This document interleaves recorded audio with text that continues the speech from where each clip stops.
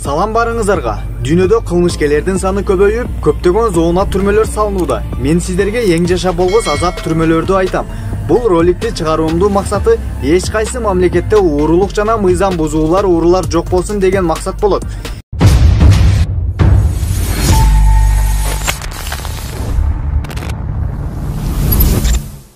Бразилия Карандиро түрмөсү. Бул жерде адам көптүгүнөн улам ар кандай ооруларга кылмышкерлер чалдыккан. Жугуштуу оорулар менен ооруп, көптөгөн адамдар көз жумуп кетишти. Бул жерде жалгыздан түрмөгө киргизүүчү бөлмөлөр орнотулган эмес. Карандиро түрмөсүндө ток менен уруп, бири-бирин зордуктоолордун саны көбөйгөн. Атайы өлтүрүлгөн адамдар 1300 адамды камтыды. Ал эми оорулардан өлгөн адамдын саны 15 000ге жакын деп айтылат.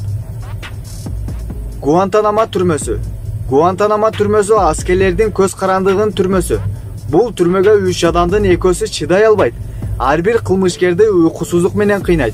Башынан суу куймай, бетонго башын урмай, жарыксыздык, караңгылыкта калтыруу, сигарет басуу жана 2 колун 2 жака созуп илип ташташат. Дагы аз келгенсип зындар менен уруп азапташат. Жалгыз бөлмөгө жалгыз өзүн көп убакытка адамдар менен сүйлөшүүсүз кармап коюшат. Бунун айынан психологиялык ооруларга алып келгендигин саны көп. Эгерде кимдир бирөө бул түрмөгө түшүп калса, анын психологиясына шал кылып таштоосу толугу менен ыктымал. Түштүк Корея Гванли түрмөсү. Бул жер секреттүү түрмөлөрдүн бири. Бул жер түбөлүктүү түрмө дешет.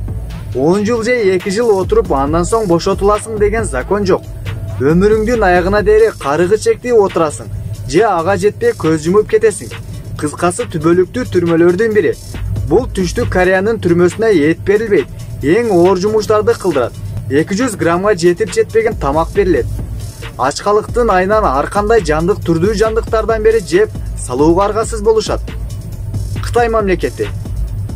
Ал эми Кытайдын түрмөдөгү эң чоң жазасынын бири. Эгерде жакпаган чоң эскертүүлөрдөн соң өлүм жазасына мыйзам бузууларды кылсаңыз, анда бул жерде атайы сизге окшогон инсандарды чогултуп, же өзүңүздүн башын алып, жүрөк, өпкө, бут керектүү органдарды сатып акча кылышат. Жана мамлекетке органдардын акчасын өткөзүп берилет. Эң соңку оор жийкеничтүү түрмөлөрдүн бири Абу Грейб түрмөсү болмокчу. Бир нече маалыматка караганда АКШ сарбаздары Ирактарды жыныстык зордуктарды көрсөтүшкөн. Дараткана чыккындыларды алып же деп мажбурлашкан. Аларга жийкеничтүү азаптардын түрлөрү менен азапташкан. Ток менен кыйнашкан. Бири-бирин зордукташканга мажбур кылган. Жана бири-бирине дарат кылганга чейин барышкан. Мындан ашып түшкөнү ата-энелеринин көзүнчө уяттуу азаптардын түрлөрүн кылдырууга мажбурлашкан деп айтышат. Бардык инсанды мындай азаптарга Кудай өзү сактасын. Кудайга шүгүр десеңиз, анда класс басып билдирип өтүңүз. Баарына эркиндик жашоону каалайм достор. Каналга катталып, класс басып өтүңүз. Сиздер менен Асанбек ТВ болду. Аман болуңуздар.